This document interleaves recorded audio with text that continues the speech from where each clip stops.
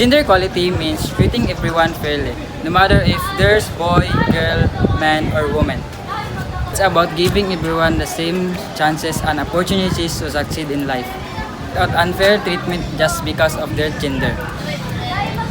Ang pagkapantay-pantay ng kasirian ay nangangahulugan na ang mga kalakihan, kababaihan at maging ang LGBTQ at may pantay-pantay na karapatan at responsibilidad sa lipunang kinabibilangan.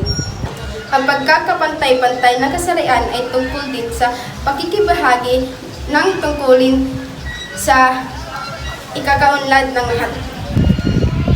Sa kabuuan, pakinggan natin ang bawat sigaw at hinanain ng bawat isa.